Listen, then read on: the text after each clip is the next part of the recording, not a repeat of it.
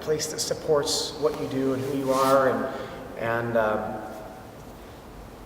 you feel comfortable in. I mean, first and foremost, it has to be fun for you. I mean, if it's not fun, then why you do it? You know, you don't just show up and then just get pounded out and then have it not be fun and then you just come back again. You know, it needs to be the right fit for you first. There's got to be a good energy in there. There's got to be positive energy in there in the academy that you're going to be starting in. And if there's not, you know, it might be a red flag to watch out for. You know, and don't feel like. You know, and it's kind of,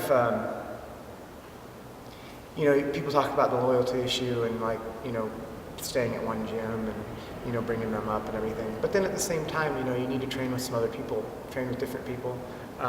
I think you need to have kind of a home base where you kind of, that's your main gym, but experience other things, you know, check out other people, see, because you're limiting yourself. Why would you, it's like reading one book in your life and you just read that one book over and over and over. It's like, you need to learn more, you need to know, because everybody has a different take on it, everybody has a different philosophy or a different angle, and you know, I think that you need to do that. I think be aware of the people that tell you that, you know, you have to stay with them and you're not allowed to train with anybody else. I think something's missing. You know, I think that's kind of the wrong attitude to take.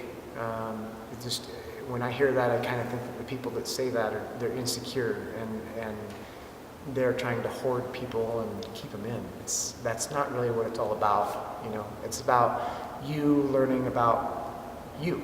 You know, learning how to self-improve yourself, and you're just looking for people that can help you do that. You know, not that you're going to step on toes or disrespect anybody else. You know, it's always pay respect to the people that helped you grow just a little bit more. You know. I mean, I think if you can keep a positive energy with it, then most people are going to be fine. As soon as bad energy starts happening and somebody starts telling you can or cannot do something, it's red flags. You know. Have you ever? I'll ask you one last thing. Have you ever lost your way in the martial arts? Thought about quitting? Lost your motivation and had to reinvent, or was it just? I mean, what drove you? No, to keep going? You know what it is as soon as you start feeling lost, usually what I'll do is if I start feeling like I'm kind of getting burned out or if I start getting lost, it's because I'm focusing or I'm out of balance in the martial art. Because the martial art's what gets me back to normal. You know, it's probably because I'm teaching too much and I'm not training enough on my own. But as far as just completely giving up and stop, never a day in my life have I ever thought giving it up. Shifting it and shifting focus, yes, but just all in out, just stopping, no. I think probably one of the biggest things martial art-wise that I'm lucky, and I don't know if it's about being proud or not, but it was good timing, is that I think that in the past 22 years that I've been training, it's probably the biggest shift in martial arts that's ever happened in the past 22 years. And I got a chance to see it before it got big, and I got a chance to see it in how it is now. And that's just, it's crazy. Going from not ever knowing, and again, it's all because of the UFC. You know, I mean, it's pretty much mainstream now. You know, it's becoming a sport. It's, you know, a lot of the philosophy that Bruce Lee even talked about in the late 60s and early 70s is coming true. Like, a lot of people now finally realize kind of what he was even preaching back in the day. So it's really cool to have been on the forefront of that and seen and met and trained with the Gracies and trained with people that had such a huge influence on it before people even knew that it was there. That's probably one of the coolest things that I'm the most happy about is just seeing that big shift. Proudest moments, obviously. I can remember the time that I got each and every one of my instructorship certificates. You know, my black belt, Mega Ten to give to me when I was in Phoenix. I remember I got my senior instructorship in the Jeet Kune Do and the Filipino martial arts under Paul Vunak at one of the retreats in 2001 in Southern California. I got my instructorships from Guru down in California. I got my certificate in Muay Thai through Arjan Chai in Portland. got beat up for that one.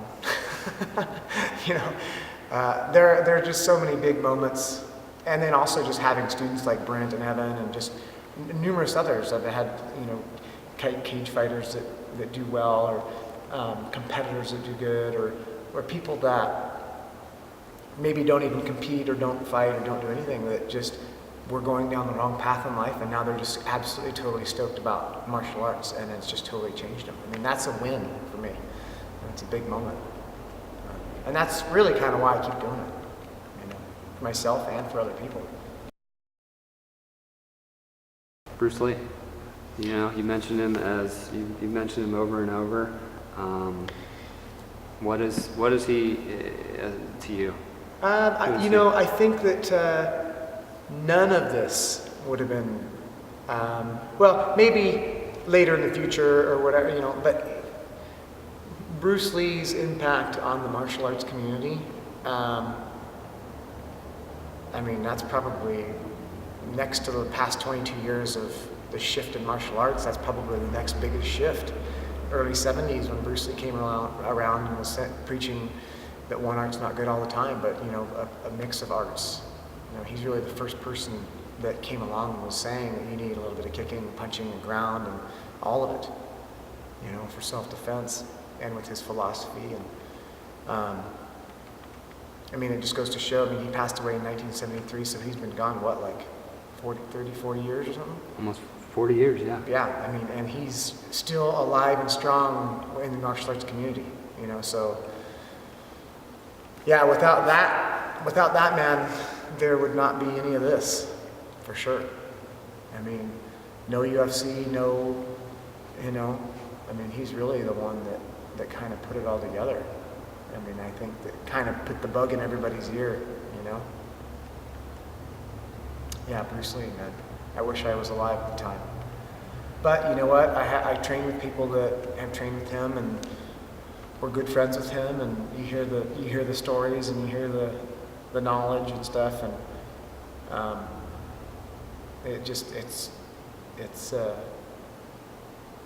I don't know, it's kind of dumbfounding. It's really cool that I had the ability to train with people like Guru Asano, that was Bruce's training partner, and you know what he did with Bruce, and even what Guru Asano did on his own, you know, as far as like Muay Thai and the Filipino martial arts. Big, huge icons in the martial art world. Huge. Elio Gracie, you know, another one with jiu-jitsu. I never got a chance to meet Elio Gracie, but without Elio Gracie, jiu-jitsu would not be jiu-jitsu, you know.